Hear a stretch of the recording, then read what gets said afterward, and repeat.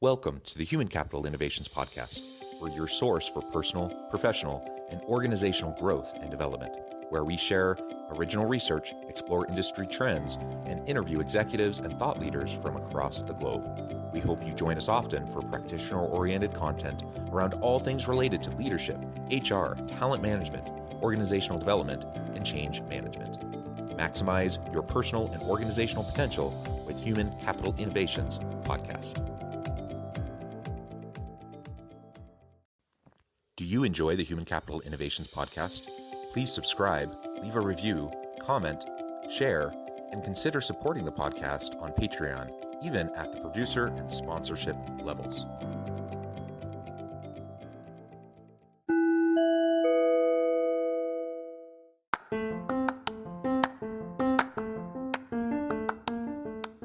Welcome to the Human Capital Innovations Podcast. In this HCI Podcast episode, I talk with Deepa Purushot about how women of color can redefine identity and power in the workplace.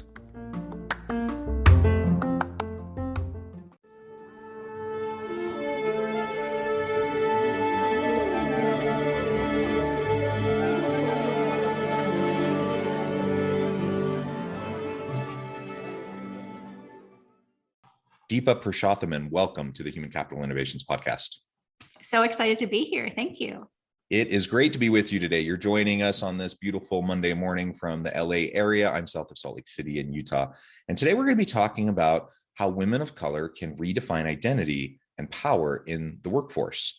Now, I'm coming to this conversation as a straight cisgender white dude, but you come to this conversation as a woman of color. And so I'm really excited to learn from you as we go through this dialogue and hopefully expand my understanding and thinking in this area, and hopefully we can do the same for listeners as well. As we get started, I wanted to share Deepa's bio with everybody. Deepa Purushot is the co-founder of Information, which provides brave, safe new spaces for professional women of color and a women and public policy program leader in practice at Harvard Kennedy School. Prior to this, Deepa spent more than 20 years at Deloitte and was the first Indian woman to make partner in the company's history. Deepa was also Deloitte's National Women's Initiative Leader, the firm's renowned program to recruit, retain, and advance women. Deepa has degrees from Wellesley College, Harvard Kennedy School, and the London School of Economics. She is an Aspen Fellow and speaks extensively on women and leadership. She has been featured at national conferences and in publications, including Bloomberg Businessweek and the Harvard Business Review. What a stellar background and set of accomplishments.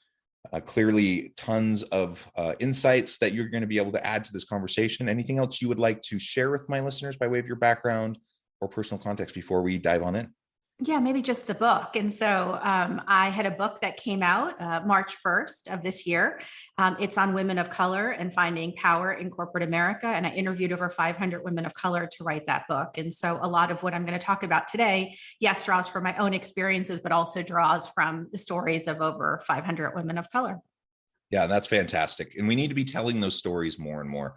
I was having a conversation with a consultant in the DEI space last week. And that was really the crux of what we concluded was there just needs to be far more storytelling so that we can develop more empathy and understanding for the various circumstances and contexts in which people are trying to just navigate this world. And it's messy, it's hard, it's a fraught space when you're trying to have these conversations in the workplace. And especially when you get a bunch of white dudes like myself, collectively, there tends to be just insecurities and defensiveness and those sorts of things. And so all of that just needs to be broken down. And the best way to do that is through storytelling and to help people walk in others' shoes a little bit, at least a little bit, to better understand where they're That's exactly why I wrote the book and why I did it the way that I did. I could have probably talked to 20 women and told the stories, but I really wanted to have the breadth across industry and across ages and across experiences. And so it was really important to have that. I'd also just share just to kind of set the stage, because I have been doing so many, talks around the book that I feel like everyone's in the position that you're in. Like, this is such a fraught topic. It's so hard. But I also want to share, I think it's hard for women of color. Part of what's challenging is we haven't haven't talked about these issues. We've talked about them in small groups or maybe privately, but we haven't really talked about them a lot because there hasn't been reward for talking about them or even acknowledgement that the differences exist.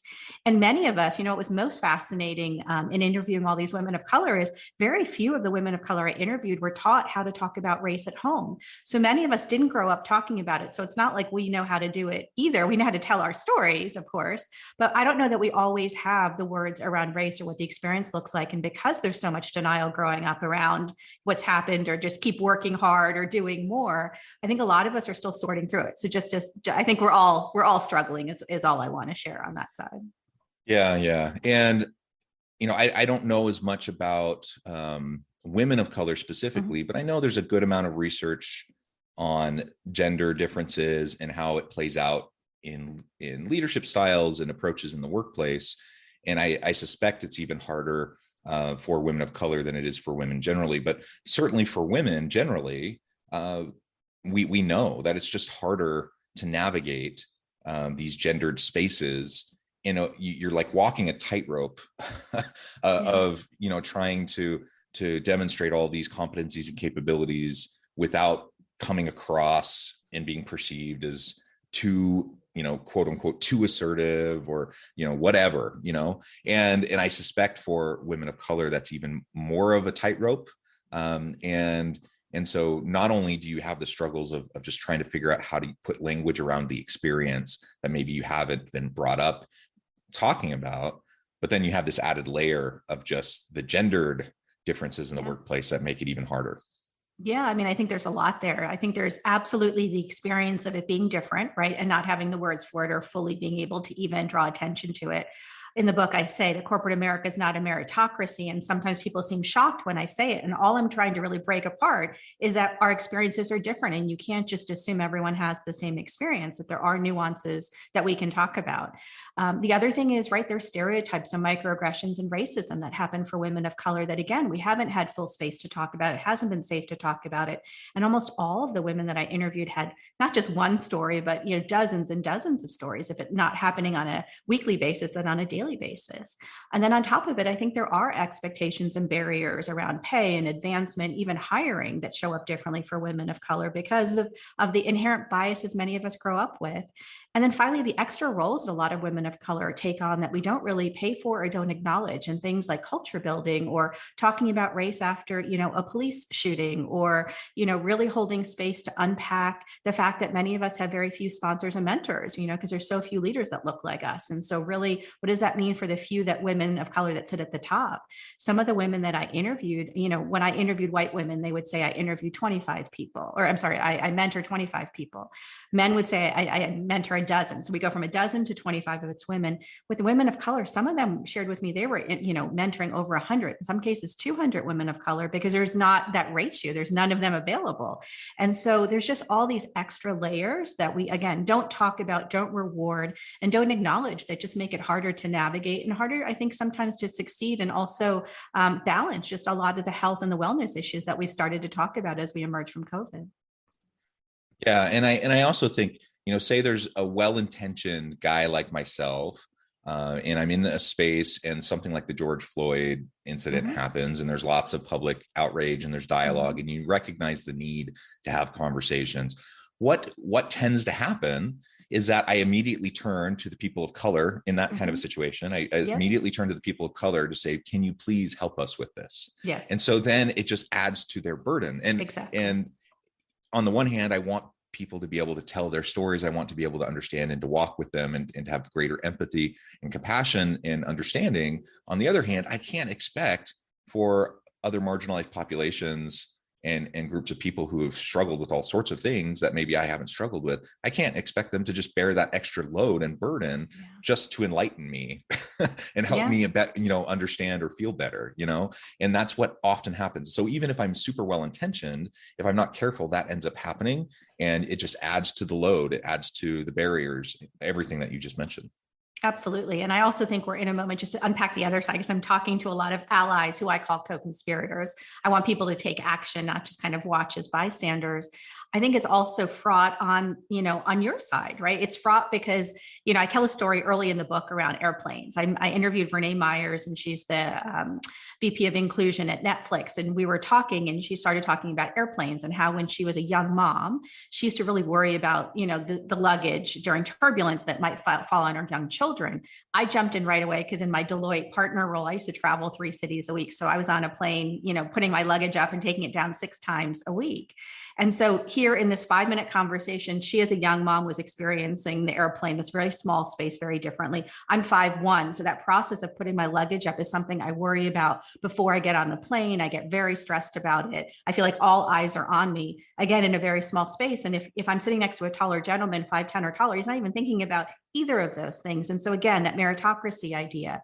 But I also think what we're not realizing now, and it's funny, I did a few podcasts and one of the podcasters asked me, so if I see you on the airplane, should I help you? Should I not help you? I'm not sure as a white man, like I don't know when to help and when not to help. And I share that analogy just to unpack. I think it's, again, confusing. People now don't even know when to intervene or how to help. And I just say, I think you have to ask questions. I think to your point, we have to have more empathy. We have to have more conversations. We have to get to know each other as people and understand how experiences show up differently. So then we can figure out when to intervene, when to just support, when to, when to maybe just kind of talk to the person afterwards. And so it is just a very confusing time, unfortunately, is what I want to say about it overall. Yeah. And to your airplane example, mm-hmm. I would say to that person asking the question, should I step in and try to help you put your luggage up or not? I mean, it depends, right? Mm-hmm. Exactly. That's usually what I say. That's exactly what I say. Like, it totally depends on the person. And, yes. and so you might ask, and yes. certainly don't just go up and grab the luggage and start to put it up. Exactly. But yeah, it just depends. And so that's something that, maybe, again, this is kind of a gendered stereotype, but men tend to step in and just want to fix things for people. Yeah. And so I might be well-intentioned. I might see that someone's struggling on the airplane. I might want to just go, jump to action and jump in and pick it up, but that's not my place. Right. But it's good of me to recognize that need and to want and be willing to help. But just then open up the dialogue and have the conversation. Right. Say, hey, would you like some help? Something as simple as that can go a really long way. Exactly. And then multiply that 1,000 times by all the little interactions we have right. every day with people. Right. Exactly. And I try to go through that mental exercise, and I'm sure I have so many blind spots, but I'm not a super tall guy, but I'm almost 6 feet. So that's tall, right? Yes, it is. I'm white. I don't consider myself particularly tall because I know lots of guys that are 6'2", 6'4", whatever, right? But I'm definitely taller than the average person. I'm a white man. I have all these layers of privilege, and I sit back and I try to think, what am I taking for granted that other people have to stress about, have anxiety over, and have to spend a lot of time and energy navigating? Yeah. Right. The answer is there's tons of things, and I'm aware of some of them, and others I'm just completely not aware of. And the luggage thing, honestly, before you shared that example, yeah. I'm not sure I've ever once thought about it. Yeah.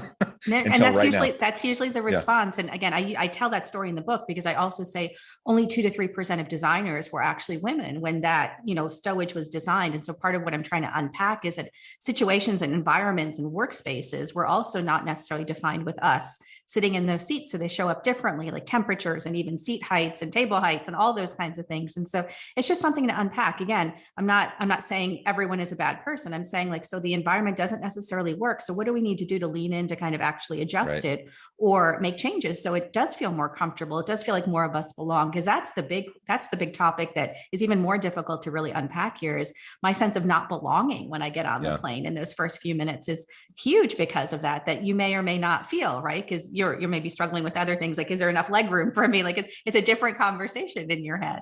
And so just understanding that, I think, is really part of this. And so I think we just need to have more conversations. I think we need to be more open. I think we need to understand, to your point, that a lot of us have struggled through this from childhood. Like, I've never seen anyone on television until the last couple of years that looked like me. None of my teachers looked like me. I grew in a completely white town. I was one of 5 students of color in school. Again, we didn't talk about race at home. So I navigating these spaces, like with incidents happening, comments being said, and not really having the understanding of their tools to realize that's really race and what we've been taught that has less to do with me as a person or me me is, my insecurities or my issues or my, like I didn't trigger that. That's really about the other person. And so understanding that, like putting words to that, and then, as an adult, being able to take, responsibility for what's mine and what's not in workplaces, I think is also what this work is about. For women of color, I think a lot of us navigate these spaces and don't feel powerful. And what I'm trying to teach us is that we can set up boundaries. We can say no. We can kind of recognize what's happening to us and find tools so that we feel better in these situations. Not that we're going to solve everything,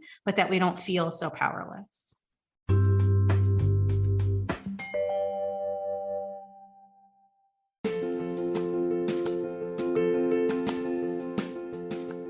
Check out my new book, The Future Leader: Creating and Transforming Next-Gen Organizations. Stemming from 2 decades of professional experience and over 600 in-depth interviews with executives, thought leaders, and scholars from across the globe, The Future Leader will help you explore the ordinary, everyday actions that will help you to prepare to lead in the future of work, to respond to an uncertain future, and to produce extraordinary results for individuals, teams, and organizations.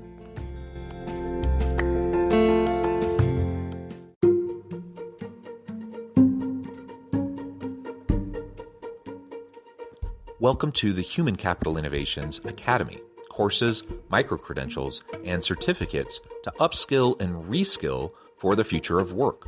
All HCI Academy courses, micro-credentials, and certificates are designed, developed, and delivered by award-winning and internationally renowned scholars, educators, thought leaders, executives, and practitioners. Our courses, micro-credentials, and certificates will help you make your mark on the future of work and make an immediate impact in your organizations. Check out the HCI Academy and our many course offerings and certificates to upskill and reskill for the future of work.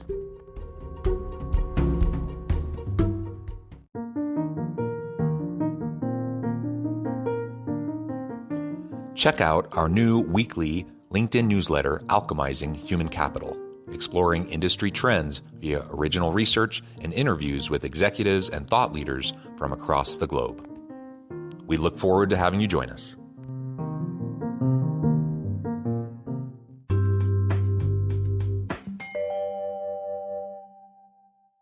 Yeah. And let's talk about that.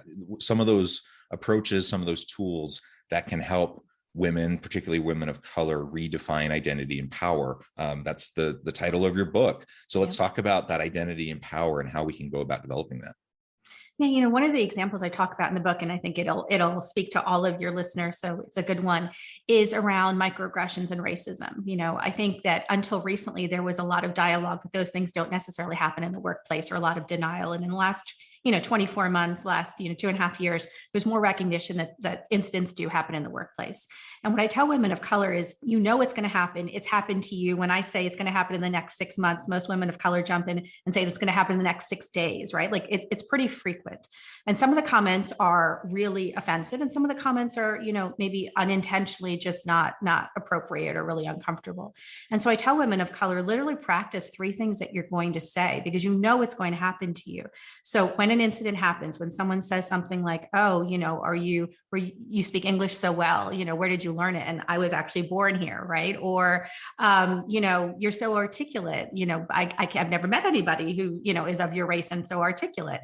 Like, you actually have something that you can say. And so literally write out those 3 things. But then I also encourage women of color to practice saying them, because sometimes in the moment when those things are said, we are caught flat-footed. We are embarrassed. A lot of the women of color I interviewed feel pain and shame in those situations in a way that is really confusing, because they're not actually doing the saying, right? They're having the incident happen to them. And what I've started to tell, allies, again, who I call co-conspirators, is I want you to practice what to say too. What are the 3 things you can do when you are in a conference, room, or when you're on Zoom and someone says something that is uncomfortable? You're also allowed to say, can we just unpack that comment? Or can we pause the meeting and just talk about that? Or at the end of the meeting, I would love to come back and really discuss what was just said, because it didn't sit well with me. That can be something that you do. Like, that's the airplane analogy. Do you do something or do you not? You're allowed to ask questions. And so literally writing those things out and practice saying them, so you're also not caught flat-footed, is part of what this work is about. Again, it's in that moment, not feeling powerful, how do you actually take your power back? So being thoughtful in advance, practicing specific responses, that can help. Some people are great on the fly, great in the moment, but when stress and anxiety is high, even those who are just always seem to have the right words right on the tip of their tongue, even then it can be really challenging. And frankly, most people aren't like that in the first place. Most people don't have the exact right thing to say in the moment every time. And so you do just have to practice. You have to prepare. That can go a really long way. And to do it in a way where you can acknowledge what was said, what was done. It hurt. It is an unfortunate situation, but also not putting someone else necessarily. I suppose it depends on the situation, but we're not, for a small unintentional kind of a slight, not necessarily putting the person completely back in a defensive posture on their heels, but doing it in a way where it can open up dialogue so you can actually better understand each other. That's what we want, I think, the vast majority of the time. And unless we prepare in advance, it's the likelihood of us saying the exact perfect thing in that moment is pretty darn slim. And so I think that's a really great idea and a great recommendation. Are there other stories from your book that you would like to highlight that really just help to illustrate some of these key points?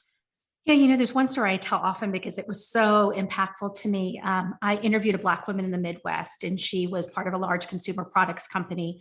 When she joined her company, she knew she was the only Black woman in her department.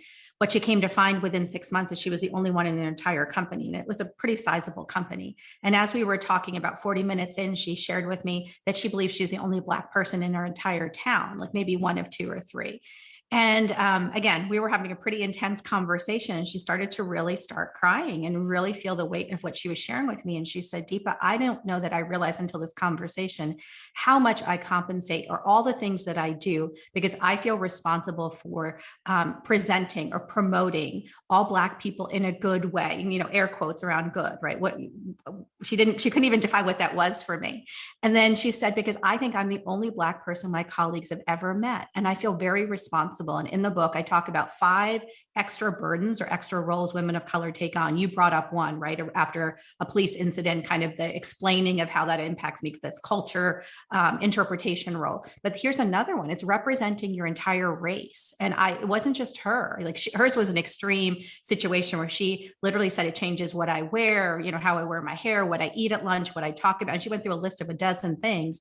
And again, really upset because she didn't even realize she was taking on those roles. And to be super clear, she's an accountant. She's not like an HR person. She's not a comms person. And yet she felt that was such a big part of her job and such a weighty part of her job. And she didn't even know that she was doing it.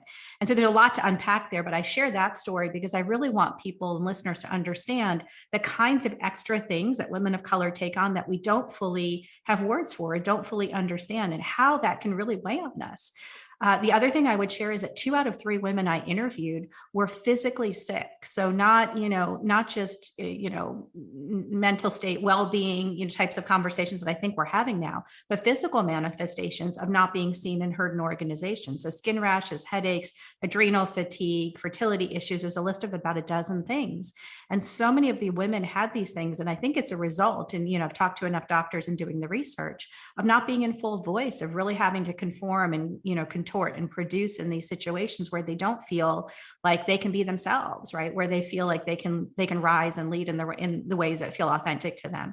So I think there's a lot to be said. And so that's really what I've tried to do in the book, is to really lay out how the experience of women of color is different in workspaces, so that more people can understand it, so that we as women of color can decide which ones we lean into and which ones we don't do.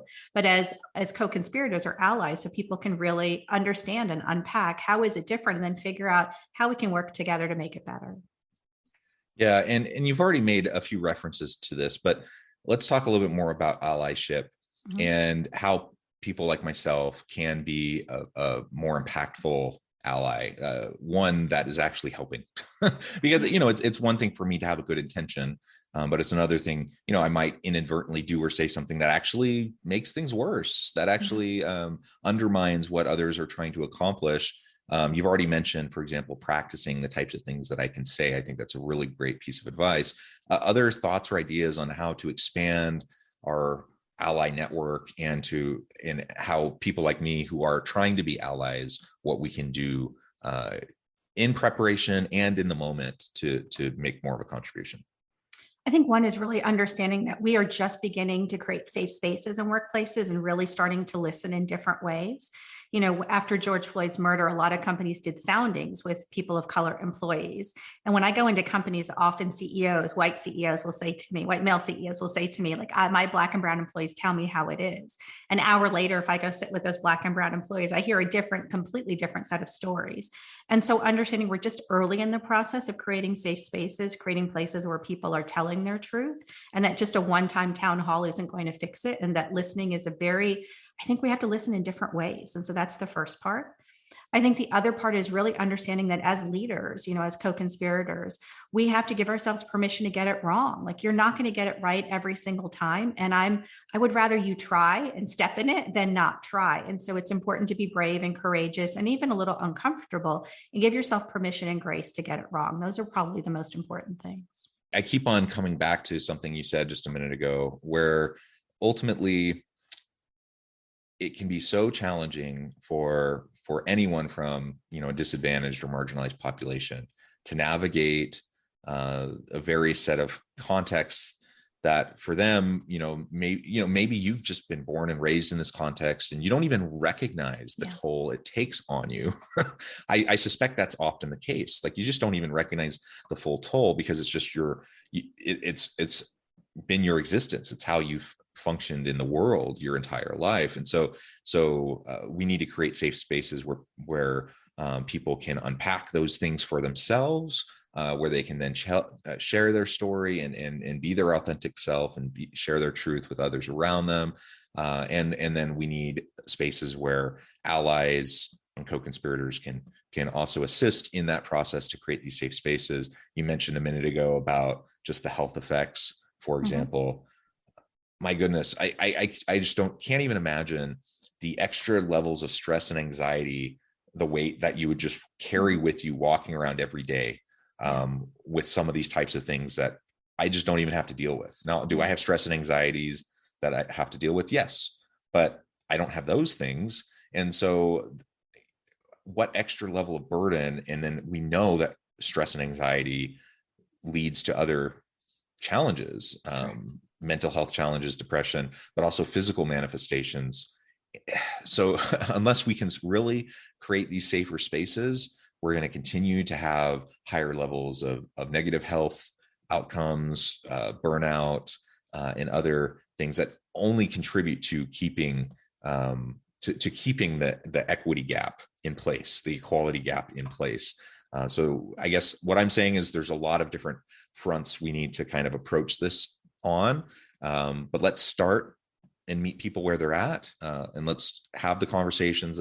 Let's move beyond the conversations to start actually, taking a good hard look at the policies, practices, procedures, those norms that are embedded in the workplace that may often have zero relevance to anything other than it's just the way we've always done it. Let's disassemble that and really do things that make sense for people. All of that can only happen as we have these conversations and better understand each other. I think that's absolutely right. I think we need to create spaces like we talked about. I think we need to understand what policies and procedures don't work. A lot of the reporting processes within companies actually don't support women of color in telling their truth. They actually support the companies. So to your point, there's probably less reporting is what the women shared with me than actual issues coming up. I also think we just need to get better at doing more. We did a research project with the Billie Jean King Leadership Initiative in the fall. And one of the pieces of data that I really talk about quite a bit is that 91% of the white women we interviewed, so we interviewed women of color and white women, 91% of the white women we interviewed said that they wanted to sponsor or mentor or support a woman of color, and only 9% were. So there's such a difference between intentions and follow through. And I think a lot of it has to do with where we are in the last couple of years. I think to your point, everyone's just surviving, not thriving. And so there's just not even that space, the gap between intention and doing. And I also just want to share, we also have a lot of women of color exiting, workplaces because of these issues in a very different level, in a very different way. 2 out of 3 women that I interviewed say that they're going to leave the workforce in the next year. And that was about a year ago. So I'm guessing it's even worse now. And so really understand the impacts of not starting to talk about this, not doing something different. There's such a desire and a race for talent right now, but you're also in a moment where women of color have more choices than ever before. And so if cultures don't change, if people aren't supportive, there's more places to go. And so that's kind of the interesting moment that we're in. We're talking about these issues at the same moment that, we're in a race for talent, are really looking for people to stay in their roles. And this is a real moment, I think, to really also make work for everybody. Like, even though my work is focused on women of color, a lot of what I'm uncovering are the challenges in workspaces in general. And emerging from COVID, what are the new questions we're asking about how we all want to work in the space that work takes up in our lives, and how do we do this differently so that it works for more people? Yeah. Well said. Deepa, it has been a real pleasure. I note the time, I need to let you run, but before we wrap up for today, I just wanted to give you a chance to share with listeners how they can connect with you, where they can find your book, and then give us a final word on the topic for today. Sure. So you can find me on my website. So it's Deepa Puru, DEEPA, PURU.com. The book, The First, the Few, the Only, is available everywhere. So wherever you buy books, please go buy it. It's out now. And the last word is, I guess I would just leave with people with this idea that we all have power. We may not feel like it in the moment, but we all have power.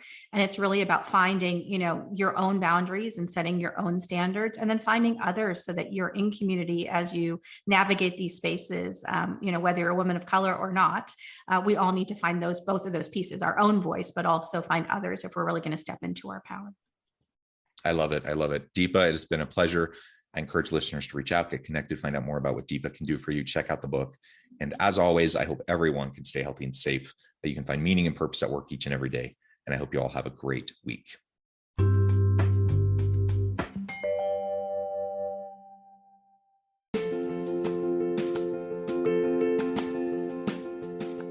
Bluer Than Indigo Leadership, the journey of becoming a truly remarkable leader.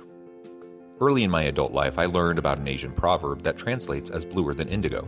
If you think about the color indigo, it is a brilliant, deep, and vibrant blue, what some would call the bluest of blues.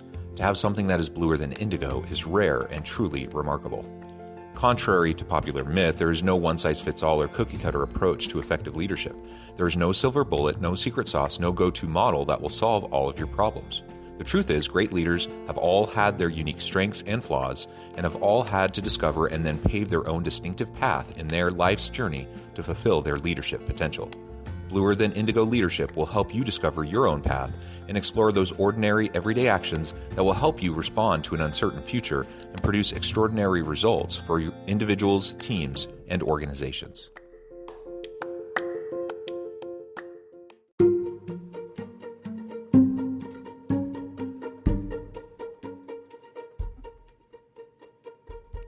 Check out Human Capital Innovations magazine, Human Capital Leadership.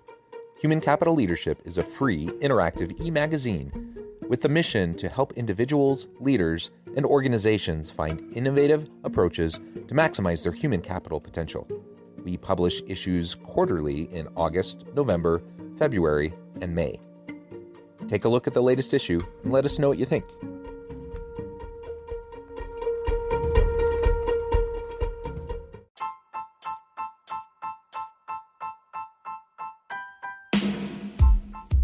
The alchemy of truly remarkable leadership.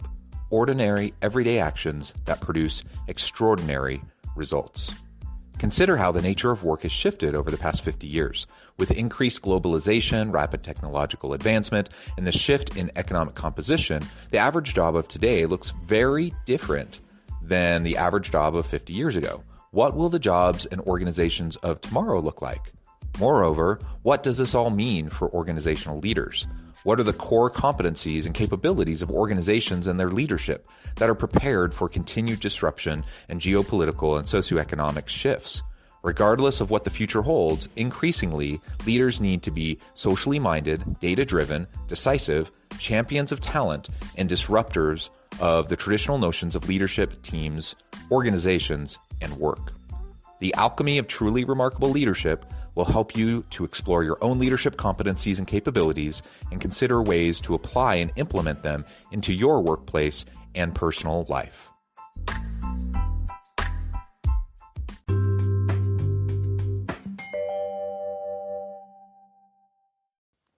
Do you enjoy the Human Capital Innovations podcast? Please subscribe, leave a review, comment, share, and consider supporting the podcast on Patreon, even at the producer and sponsorship levels. Thanks again for joining us for this episode of the Human Capital Innovations podcast. I hope you stay healthy and safe and that you have a great week.